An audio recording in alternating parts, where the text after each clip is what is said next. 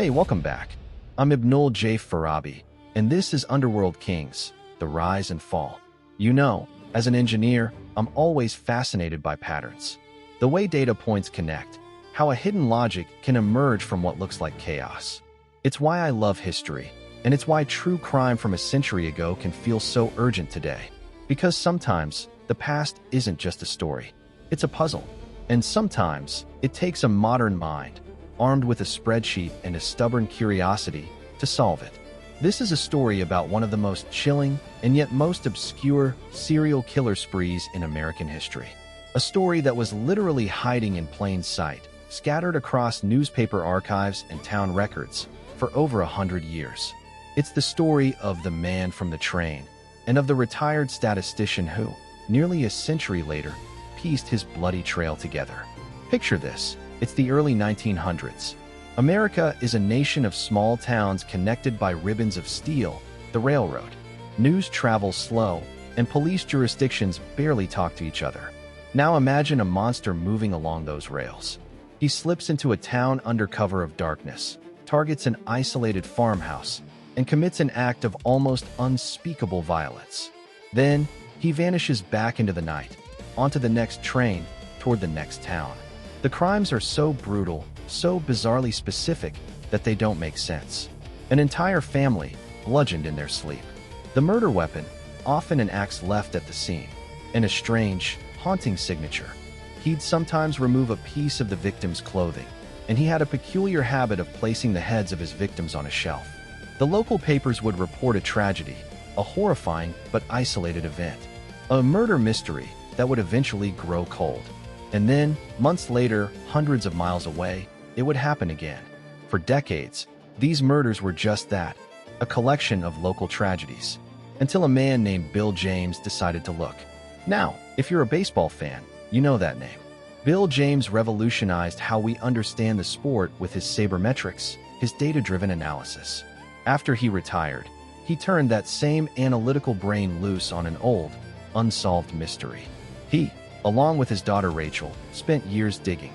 They weren't detectives, they were data scientists. They compiled a database of every axe murder in America from around 1898 to 1912.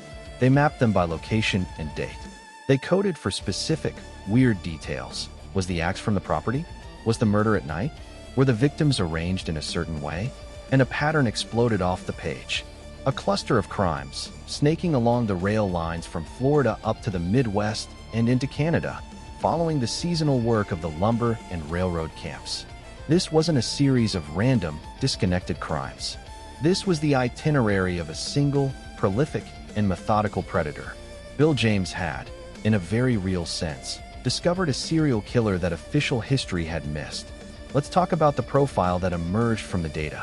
The man from the train wasn't a disgruntled neighbor or a spurned lover. Those motives couldn't explain the geographic spread. He was a transient. He likely lived on the margins, hopping freight trains, surviving on odd jobs and theft.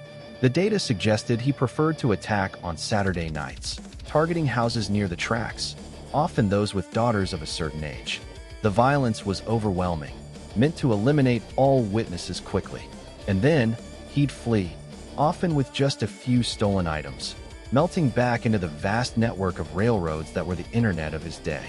One of the most compelling cases James connected was the 1912 Villisca, Iowa axe murders. 8 people, including 6 children, killed in their beds. It's a famous cold case on its own. But James's data linked it forensically to murders in Colorado Springs, in Monmouth, Illinois, and a string of other towns. The same bizarre signatures, the same proximity to the rail depot, the same lack of robbery motive. Seeing them as a series changes everything.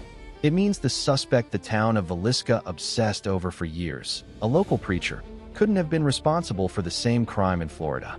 The real killer was a ghost, a man who existed in the spaces between places. This is where the story gets personal for me, as an immigrant and an engineer. I think about the scale of America at that time, the sheer anonymity it could provide. For a man like this, the railroad wasn't just transportation, it was a cloak. It granted him the superpower of disappearance. And I think about Bill James, approaching this not with a detective's badge, but with a hypothesis and a dataset. He represents a beautiful truth, that a different kind of expertise can crack a case wide open. Sometimes you don't need a fingerprint. You need a correlation coefficient. You need to see what others couldn't because they were too close to the individual trees to see the horrifying shape of the forest. So, did they ever catch him? James's research points strongly to a potential suspect, a man named Paul Mueller, a German immigrant with a history of violence who worked itinerantly and died in an asylum. But the evidence, after a century, is circumstantial. The true resolution of this story isn't about a name. It's about the act of solving itself. It's about vindicating the victims, all these families whose deaths were written off as local mysteries, by showing they were part of a larger, huntable pattern. It gives a terrifying coherence to their fates.